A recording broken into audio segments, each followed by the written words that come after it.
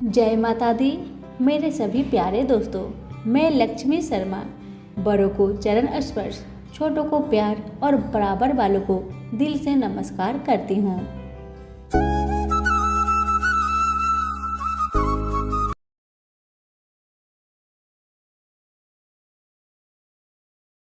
आज की वीडियो में मैं आप सभी को सुनाने जा रही हूँ फाल्गुन मास में सुनी जाने वाली 5 प्रमुख कथाएं, जिसे श्रद्धापूर्वक प्रतिदिन सुनने मात्र से सभी मनोरथ पूर्ण होती है। अब आइए सुनते हैं कथा अगर अच्छी लगे तो लाइक शेयर जरूर कीजिएगा। व्यतिपात की कहानी। एक समय की बात है, चंद्रमा ने ब्रह्मा जी की पत्नी तारा का हरण किया तो सूर्य ने कहा ऐसा कार्य तुम्हें नहीं करना चाहिए। चंद्रमा ने सूर्य के सामने क्रोध से देखा तो सूर्य ने भी चंद्रमा के सामने क्रोध दृष्टि से देखा। दोनों की दृष्टि आमने सामने हुई। इस टकराव से एक भयानक पुरुष उत्पन्न हुआ। उसकी 8 आंखें, 18 हाथ, उसका मुंह खुला हुआ था जैसे कि संसार को निगल ले। वह भयानक स्वर से बोला, मैं समस्त जगत को निगल जाऊंगा, इसलिए मैं उत्पन्न हुआ हूँ। सूर्य चंद्र ने कहा, तुम हमारा कहना मानो, तुम हमारे दोनों की कोप दृष्टि से उत्पन्न हुए हो, अतः तुम्हारा नाम व्यतिपात होगा। तुम लोगों के राजा होगे, लेकिन तुम्हारा योग 27 दिन होने से होता है। तुम्हारे दिन में स्नान, दान, हवन, व्रत जो करेगा वह आश्चर्य फलदायी होगा। जो तेरा पूजन करेगा वह धनवान, पुरुषवान, आयुष्मान रहेगा। स्त्री का सुहाग अमर रहेगा। व्यतिपात बोला, मुझे भूख और क्रोध दोनों सताते हैं। सूर्य चंद्र ने कहा, लोग तुझे दान धर्म देंगे, वह तुम्हारा भोजन है, और जो धर्म दान नहीं करेगा उस पर क्रोध करना, और दान धर्म देगा उस पर प्रसन्न होना। व्यतिपात यह सुनकर सूर्य चंद्र को नमस्कार करके चला गया। 1 वर्ष में 13 व्यतिपात आते हैं। उस दिन उपवास रखना और फल आदि 13 गिनकर देना, साथ में दक्षिणा देना।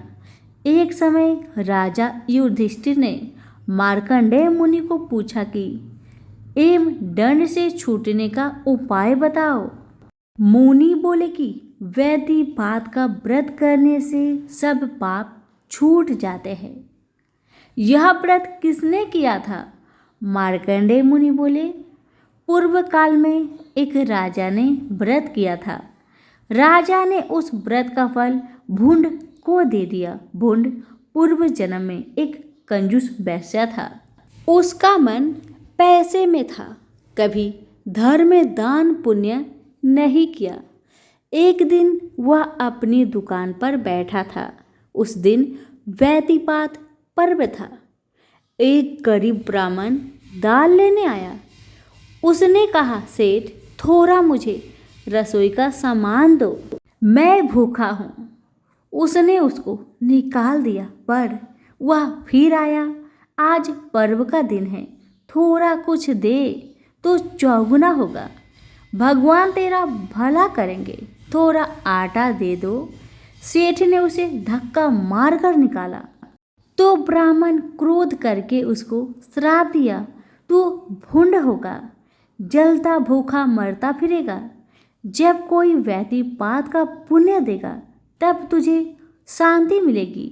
और वह चला गया। वैश्य की बुद्धि ठिकाने आई। वह दौड़कर ब्राह्मण के पास गया। वह माफी मांगी, पूछा, मेरे उद्धार कब होगा? ब्राह्मण ने कहा, जब कोई पुण्य आत्मा व्यतिपात का पुण्य देगा तब तुम श्राप से मुक्त हो जाओगे। थोड़े दिन के बाद वैश्य मर गया। उसे भुंड की देह मिली।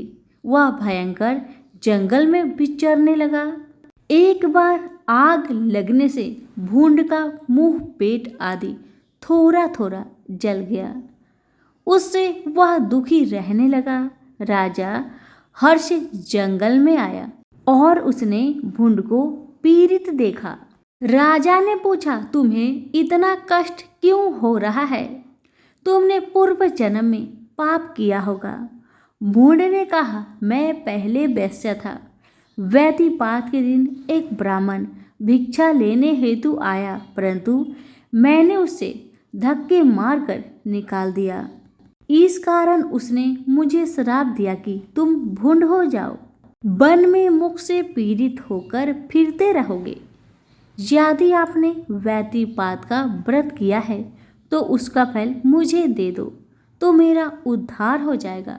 दयालु राजा ने हाथ में जल लेकर व्रत का संकल्प करके भूंड पर छिड़का तो वह भूंड तुरंत पूर्व जन्म का वैश्या बनकर दिव्य रूप धारण करके स्वर्ग में गया। जो व्यतिपात की कथा सुनेगा, स्नान दान धर्म उपवास करेगा, उसके ऊपर यमराज प्रसन्न होकर स्वर्ग का लाभ देंगे।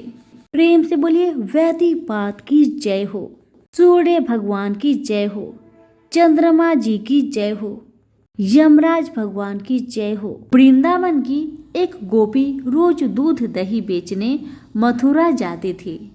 एक दिन ब्रज में एक संत आए। गोपी भी कथा सुनते गए। संत कथा में कह रहे थे, भगवान के नाम की बड़ी महिमा है। उनके नाम से बड़े बड़े संकट टल जाते हैं।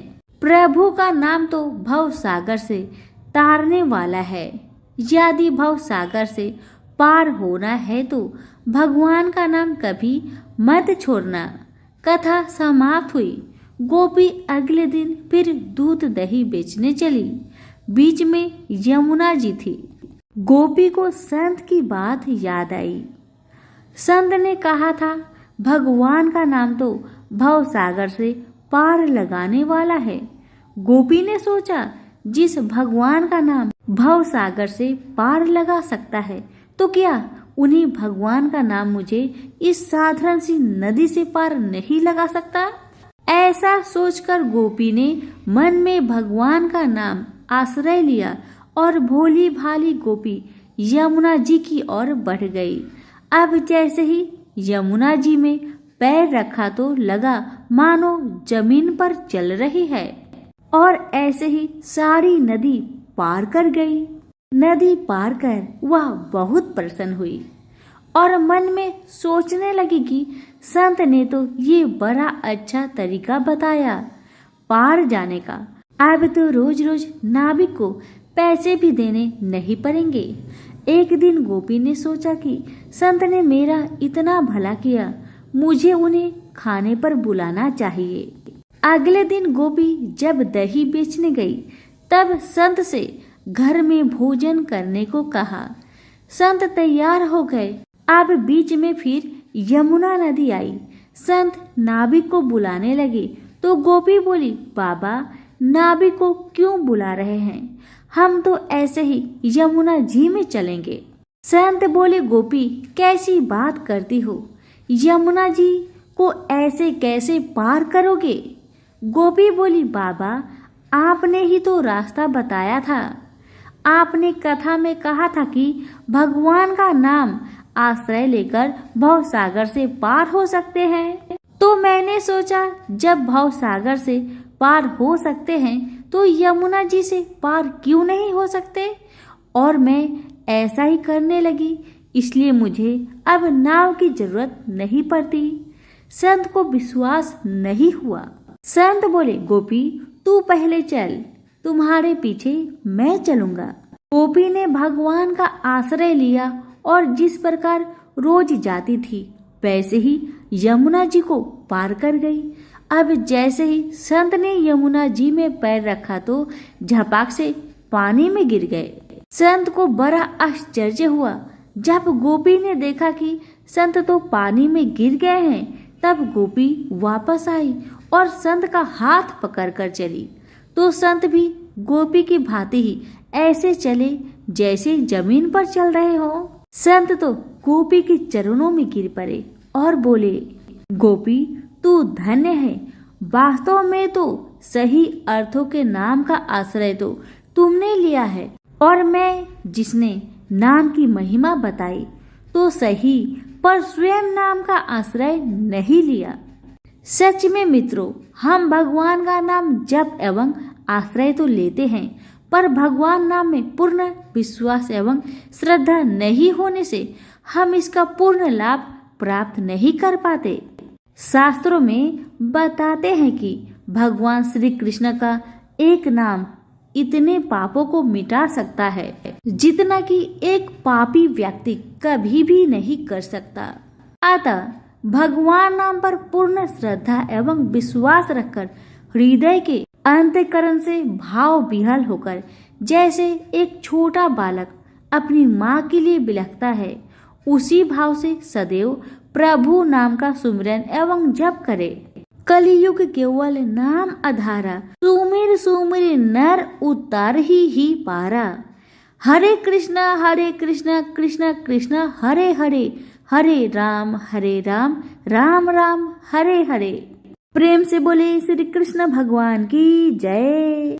पौराणिक काल में एक लड़की थी जिसका नाम था वृंदा। राक्षस कुल में उसका जन्म हुआ था।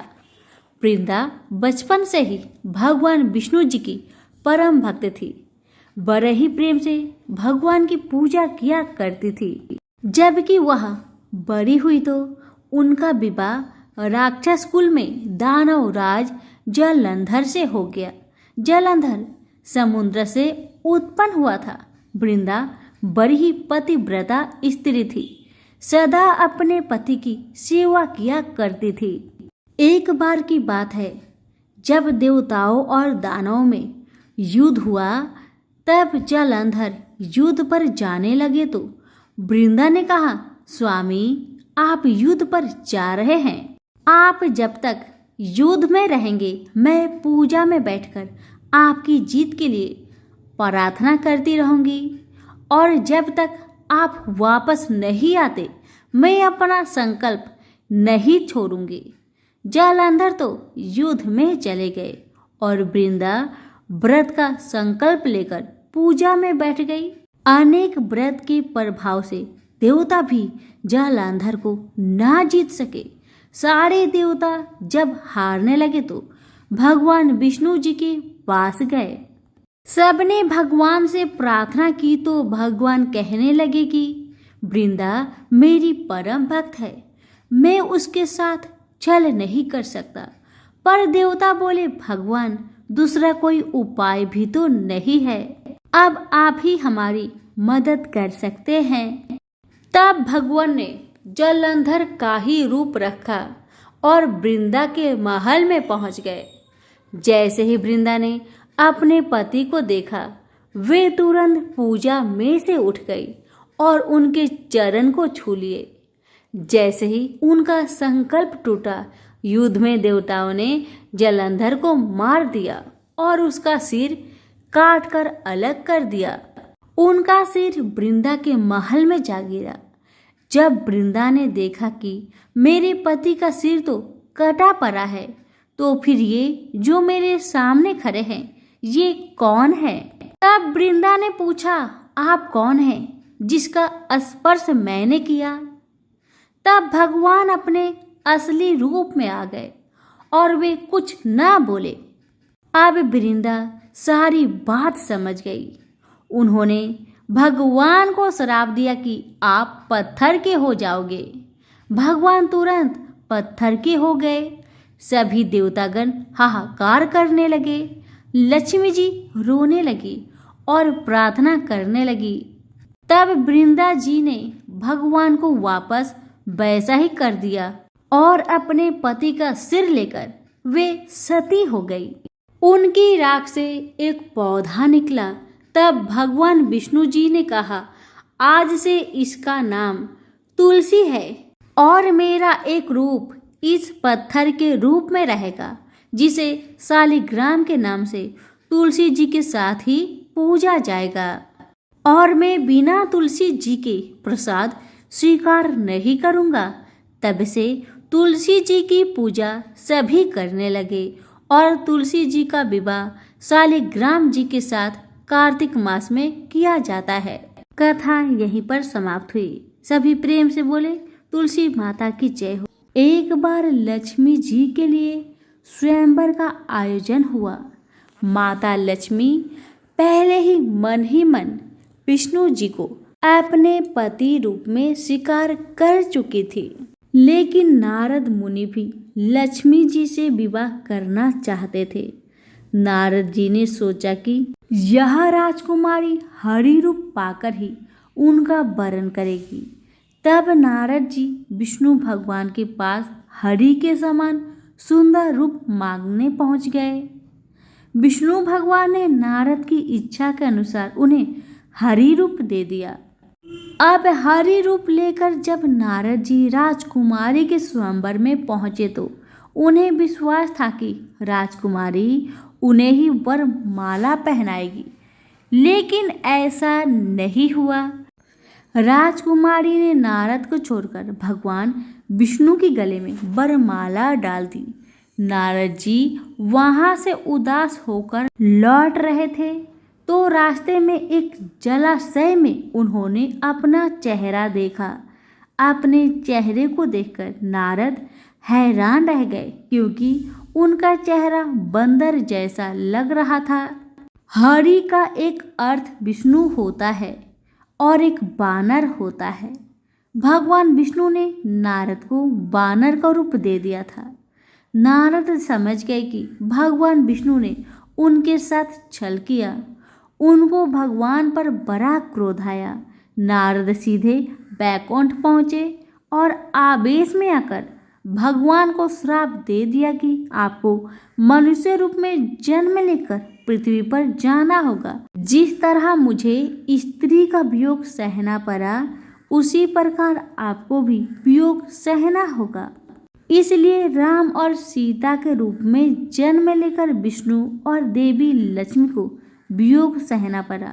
इस कथा का प्रसंग में भगवान गणेश जी का विष्णु और देवताओं द्वारा अपमान करने का भी उल्लेख मिलता है, जिसके चलते विष्णु जी बारात लेकर निकले।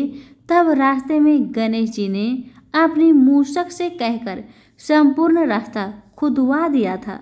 बाद में गणेश जी को मनाया गया और उनकी पूजा की गई थी, तब बारात आगे बढ़ सकी थी। सभी प्रेम से बोलिए लक्ष्मी नारायण की जय हो, गणेश जी की जय हो। पौराणिक कथाओं के अनुसार एक गांव में एक विधवा अपनी बहू के साथ रहती थी। उसकी बहू मंद बुद्धि वाली थी, जो अपनी भूख बर्दाश्त नहीं कर पाती थी और हमेशा खाने के लिए उतारू रहती थी। वह सबसे पहले उठकर खाना खाती थी, फिर घर के बाकी काम किया करती थी। एक दिन विधवा ने अपने घर में पूजा करवाने का सोचा, लेकिन वह थोड़ी परेशान थी, क्योंकि उसकी बहू अगली सुबह उठते ही खाने के लिए दौड़ेगी और पूजा के लिए बनाए गए पकवान को जूठा कर देगी। अपनी बहू को पूजा के लिए बनाए गए पकवान से दूर रखने के लिए विधवा ने एक तरीका निकाला। पूजा वाले दिन उसने एक मटका लिया और उसके नीचे एक छेद कर दिया और अपनी बहू से बोली कि आज तो पूजा है, इसलिए खाना खाने से पहले पानी भर के ले आओ। बहू भी चालाक निकली। उसने देख लिया था कि विधवा ने मटके के नीचे छेद कर दिया है, इसलिए वह अपनी साड़ी में आटा बांधकर पनघट पर चली गई। वहां उसने आटा निकाला और कुएं के पानी के मदद से बाटियां बनाने लग गई। कुएं के पास ही एक शमशान था, जहां चिता जलाई जा रही थी। बहू ने उसकी आंच में अपनी बाटियां सेक ली।